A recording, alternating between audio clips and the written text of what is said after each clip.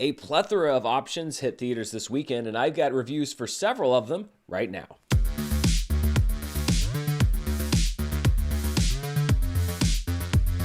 This review is brought to you by MeUndies. Go to MeUndies.com/Dan for 20% off your first order with free shipping, and stay tuned after the review for more info.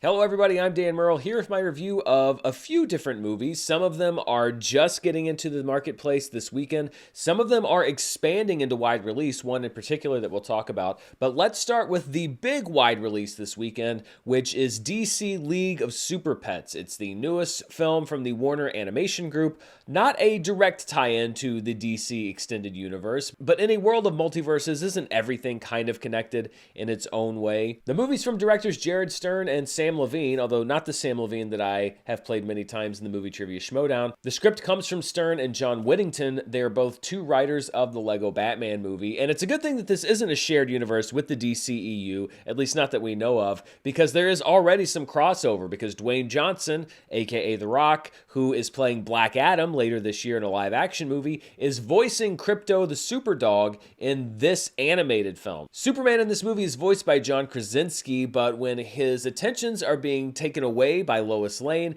Krypto finds new company in a group of shelter pets led by Ace, who's voiced by Kevin Hart. So we have yet another reunion of The Rock and Kevin Hart in a movie together. Overall, I thought that League of Super Pets was a pretty cute movie. It had its fair share of laughs for the adults in the audience. It has some loving inside jabs at the different DC characters, and we see several of them in this movie. I think the movie also has a pretty wholesome center, and it is about the relationship between pets and their humans. And the story of Ace, the backstory that we hear about Ace, who's voiced by Kevin Hart, is very depressing. It's kind of sad. It actually makes sense that he is matched up in this movie with Batman, and they riff a lot on Batman's backstory as well, in similar ways that we saw in the Lego Batman movie. In this movie, Batman is voiced by Keanu Reeves, who does a great job with this very emo version of the character. More emo even than the Batman that we usually see, which, let's be honest, is pretty emo. A lot of the action in this movie and the humor is geared towards kids, which really isn't a surprise. This is an animated film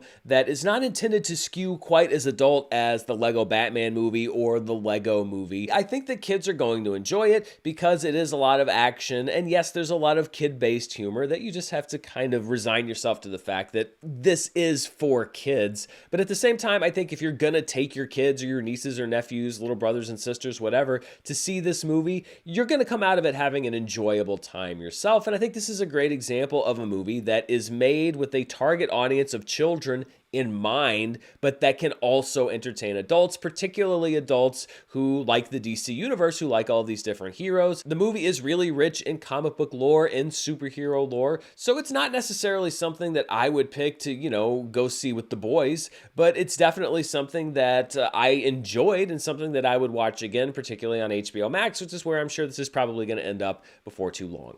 How much did you have to drink? I had 2 toilet bowls and a bidet too, which is crazy. I didn't even know that was a thing, but it's like a dog water fountain. So it's a recommendation for me on DC League of Super Pets, a really cute movie with some great superhero comedy. On the other end of the spectrum, there's another movie that hit quasi-limited release. It's in about 1,000 theaters, I think just under. It's actually in 2 different theaters in my market, which means it's probably fairly readily available elsewhere. And that is a movie called Vengeance, which is the directorial debut of BJ Novak, who also wrote the screenplay for this film, his first screenplay as a feature writer. Serial dater Ben Manalowitz is guilted into going to the funeral of one of his former hookups named Abilene in Texas. Ben is a New York City resident, and the girl's family recruits Ben to solve her murder, not believing that she died of an opioid overdose. Ben, who's looking to make his mark in new media and wants to have a hit podcast in addition to his career as a writer for the New Yorker magazine, decides to use Abilene's death and the story around it as the premise for a podcast about broken dreams and conspiracy theories, etc. It's you, your whole way of life. It's dating, it's hookup culture, how it enables disconnectedness, the selfishness. But then begins to suspect that she may actually have been murdered. What starts off as a cynical attempt to exploit a tragic situation turns into the requisite fish out of water tale as the closed-off New Yorker tries to navigate his way through West Texas society. Vengeance mostly avoids the easiest of cliches, which would have been to make all of the people from Texas, Abilene's family, and the people that live in her town, stupid. The movie actually features quite the opposite in that Ben is often the one who has his ignorance put out on display for everybody. Who here is a diehard fan of the University of Texas? And who here is a fan of Texas Tech? And this isn't a good guy, bad guy movie either. Everybody in this movie is flawed in their own way, but also has their own gifts. In other words, they're realistic characters. They don't feel like caricatures, and I think that that's a key to what makes this movie work.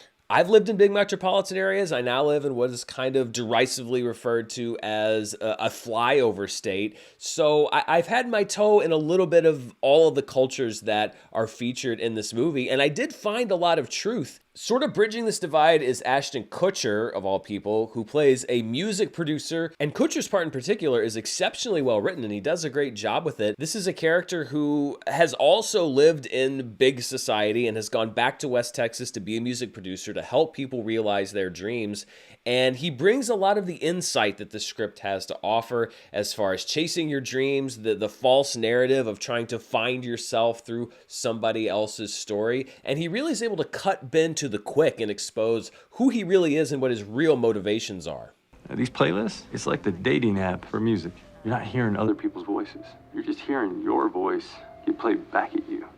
How are you supposed to fall in love? I was actually really impressed with this movie. It kept me guessing until the very end because it switched around between a lot of different genres: comedy, drama, mystery, suspense, thriller, etc. It was also full of characters that I found likable and relatable, characters that you learn more about, including Ben, as the movie goes on. And there were a healthy amount of laughs, usually at Ben's expense.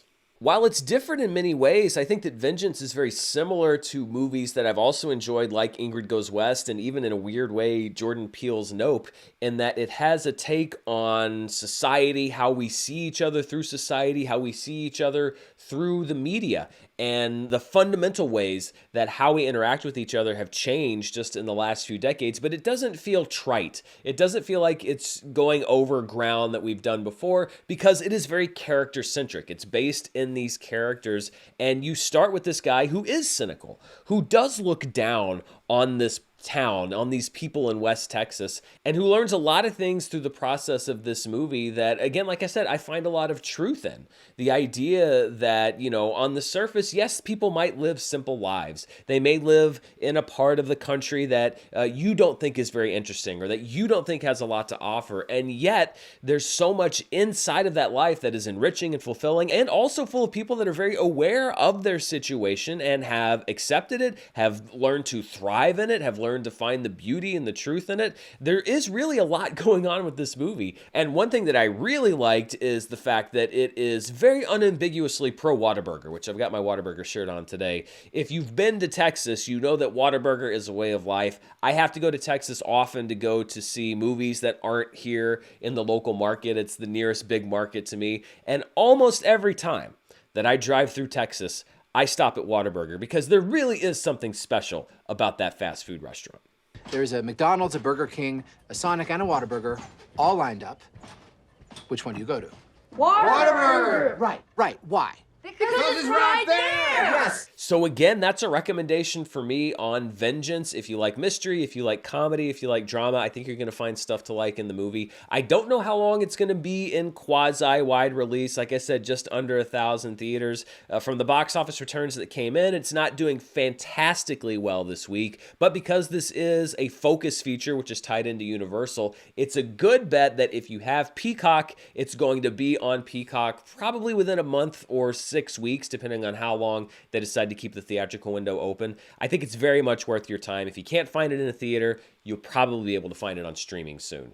One movie that's actually been a little buzzy for about a month now, but that just made it to my local market last week or 2 weeks ago, I was kind of out of commission for a while, so I wasn't able to hit the theaters, is Marcel the Shell with Shoes On from A24. The movie's playing around the country, and this is another one that I would enthusiastically recommend. Now, I did not watch the viral videos that this is based on. I remember hearing that there were these web videos, this web series called Marcel the Shell with Shoes On, and that it was a big hit. hit and people were really liking it. I never really actually watched it, so I didn't come into this movie with a whole lot of knowledge or any preconceived notions about the character or anything like that. And I've got to say that I was utterly charmed by Marcel, who is a young shell looking for his family. He currently lives in an Airbnb with his grandma Connie, who is voiced by Isabella Rossellini. Marcel is voiced by Jenny Slate, who also shares writing credit with director Dean Fleischer-Camp and producer Nick Paley. One thing I was a little worried going in that this movie was going to be, and it wasn't,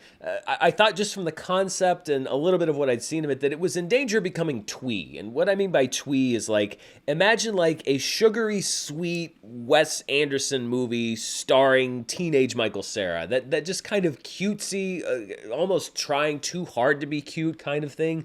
But this movie's not that at all. It's very naturally charming. And even though the concept seems like something that's dreamed up specifically to be cute and to be charming, it really earns that from the audience. It doesn't feel like it just expects you to give your emotions over to this character.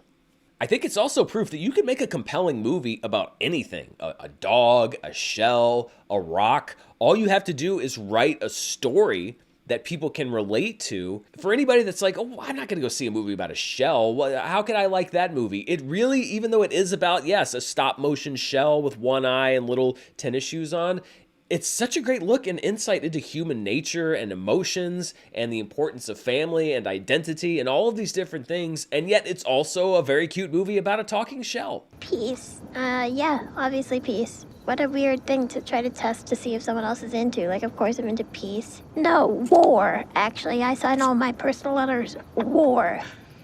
Let the battle begin, Marcel. A lot of this movie is very slice of life, what a documentary about Marcel would look like. We see his daily life, the fact that because his family has disappeared and he's looking for them but doesn't really have any means of finding them, he's adapted to life, and it's interesting, just very innovative ways, these kind of Rube Goldbergian machines that they have Marcel invent in order to feed himself and keep resources around the house. And then a lot of it is also about this very tender relationship between these two shells. I know it sounds weird, but it really is. Between Marcel and his grandmother Connie, and Isabella Rossellini and Jenny Slate really give great warmth and depth to their vocal performances to help bring that to life. Strangely, kind of like Vengeance, this movie also has a take on stardom and viral stardom, because Marcel thinks that, hey, maybe if I go viral, it'll help me find my family, but it turns out that it's not everything that it's cracked up to be, and there is a dark side to this fame that Marcel didn't even think about. And there's a point where Marcel says something like, this is an audience, but it's not a community, and I want a community because that's what Marcel needs. He needs a network of people to help him, and instead it's people that want to kind of exploit Marcel's fame secondhand to become famous themselves. A24 has had a great year so far when you look at what they've produced. Amongst other things, they've had X, which was a big hit on the horror circuit. Of course, they've had Everything Everywhere All at Once, which is maybe the buzziest movie of the year. They had a festival hit in After Yang, starring Colin Farrell. And now they have Marcel the Shell with Shoes On, which is doing really well in the limited box office space and is, like I said, slowly expanding nationwide and kind of building buzz. More often than not, you get a clunker every now and again, but A24 is a stamp that what you're about to see is really special and is really unique and different, and that's what this movie feels like. It feels like the kind of movie that studios like A24 are around to make, the kind of thing that might be tough to sell to a bigger studio, that might slip through the cracks with all the bigger movies. This is why we need the smaller and mid-major studios to make movies like this and commit to distribution nationwide. This is genuinely, I think, an all-ages film, in that, League of Super Pets is an all-ages film in the sense that it's aimed towards kids, but I think adults can enjoy it too. This is a movie that I think could be enjoyed by the entire family, from grandma to the grandkids, for different reasons, equally. It's not a thing where it's like, oh, we'll throw a few crumbs to the adults. I think there's some adults that may be getting a little misty-eyed in this movie, and the kids may not understand why. I will say, if you are going to bring kids to the movie, you should probably prepare to have some discussions with them afterwards, because, like I said, this is kind of an insight into life and living, and so there are some tough life lessons included in the movie that you may have to talk to your kids about afterwards. But I genuinely do think there's something in this movie for everybody. It was never going to make $100 million, but I really think if you take the time to check it out, it may make your list of your favorite movies of the year. And so as it expands, if it does end up in a theater near you, as the summer winds down,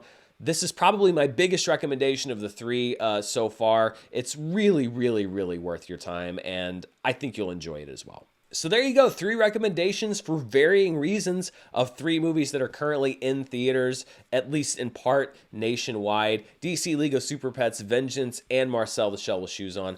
All worth your time. What do you think? Are there other movies out there that I haven't reviewed yet that you think are some of the summer's best? Are there any that you're looking forward to? Let me know down in the comment section below. And before I wrap up, I would like to thank the sponsor for this review, MeUndies, which is a name that you've probably heard all over the internet, on podcasts, on YouTube. Everybody's talking about MeUndies. And MeUndies doesn't just make underwear. They have your whole wardrobe covered, from durable socks that your feet will love, to super stretchy loungewear that I may or may not be wearing right now, to tees, shorts, and rompers that add a little softness to your everyday. MeUndies products are available in sizes extra small to 4XL with tons of colors and prints, so you can make MeUndies your destination for all things soft and sustainable. And MeUndies has a great offer for everybody who watches and listens to my show. For any first-time purchasers, you get 20% off plus free shipping and returns. To get 20% off your first order, free shipping, and a 100% satisfaction guarantee,